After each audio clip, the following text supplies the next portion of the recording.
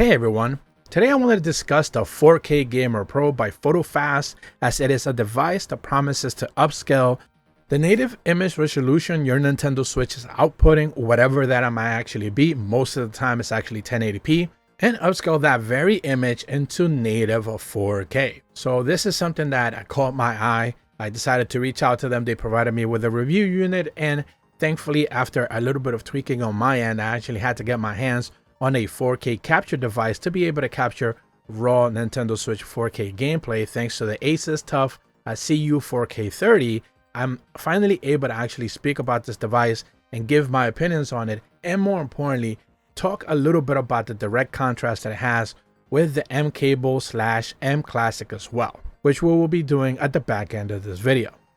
Now, as far as the device goes, whatever comes in the box is just simply a dongle, adapter from USB to USB-C, and of course an HDMI extender, male to female, and that's pretty much it.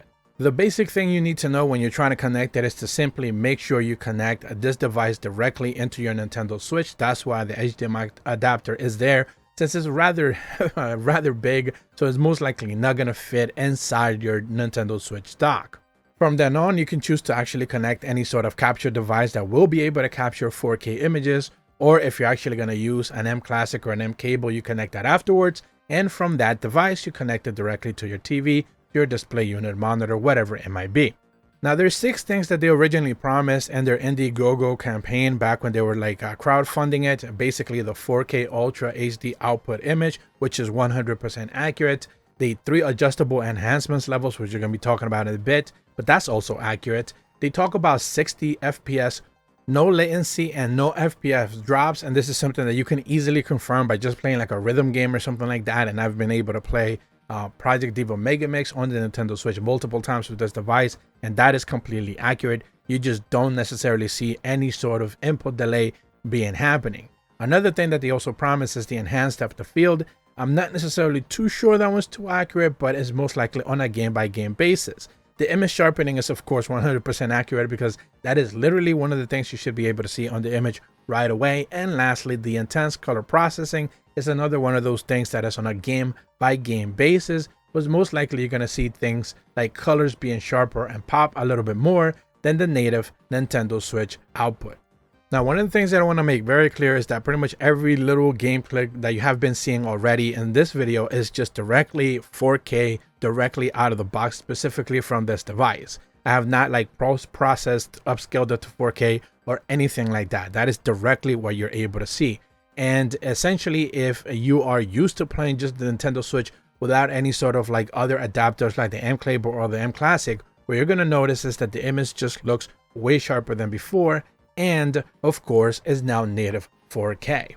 Now, there's a toggleable button on the device itself. Essentially, if you have the light off, it basically just works directly as a pass-through. So you're going to get the Nintendo Switch showing you the direct native image that you would be able to have. You should be seeing on the screen right now the splash screen for Splatoon 3, where at the beginning of the video it's just showcasing the pass-through image. Eventually, once you turn it on, that means the enhancement to 4K ×1 is being applied. The image flickers, it goes black, it reappears again. And one of the things you're going to start to notice is that pretty much the characters are a little bit sharper. Things that didn't necessarily, you couldn't see the edges all that clearly, now you can. They're a little bit more pronounced. And eventually you should be able to see on the lower left side of the screen, there's a multiplier appearing ×2.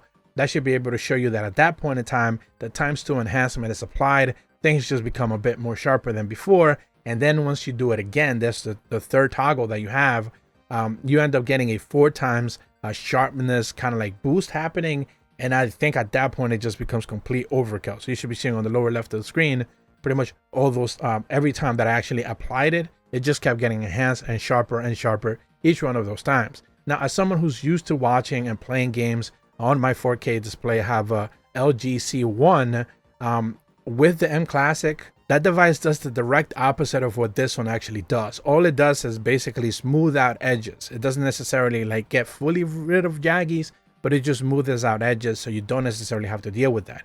This device is upscaling images and it's adding sharpening, so it does the direct opposite of what the device originally does. So as someone who's already used to playing with the mClassic and things like that nature, Basically, it's just something that I'm not necessarily used to seeing so much sharpness.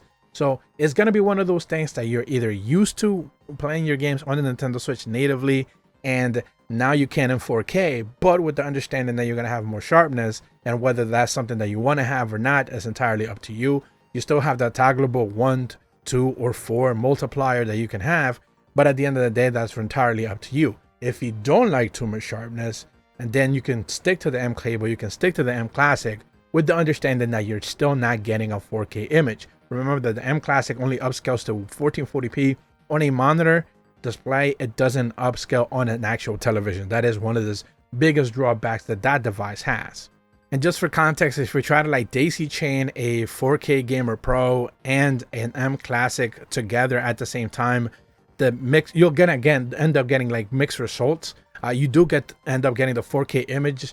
Some of the edges, depending on the game, are going to be cleared, but the sharpening is just kind of like overpowers the mClassic at the end of the day. So it just doesn't necessarily work out all that well. So you're going to notice the difference instantly as you turn it off, the sharpening effect. And you're just going to notice that just everything looks way better, or like a very smoother if you're used to just the mClassic look, whether just having that extra overpowered sharpening effect. It really boils down to whether you're like sharpening or soft edges. It's really, one of those things. So do I ultimately recommend this device? I think it's a great device if for some reason you have never used an mCable, you don't know what they do, if you haven't necessarily watched one of the reviews for those devices. I think it's a pretty good device for you to be able to get actual 4K images out of your Nintendo Switch. Again, they're upscaled. You cannot necessarily clean up the images or like the textures and stuff from some of the games. They're still going to look blurry if they do. Like, for example, Xenoblade Chronicles 2, that game is still going to look like a blurry mess, but it just looks sharp.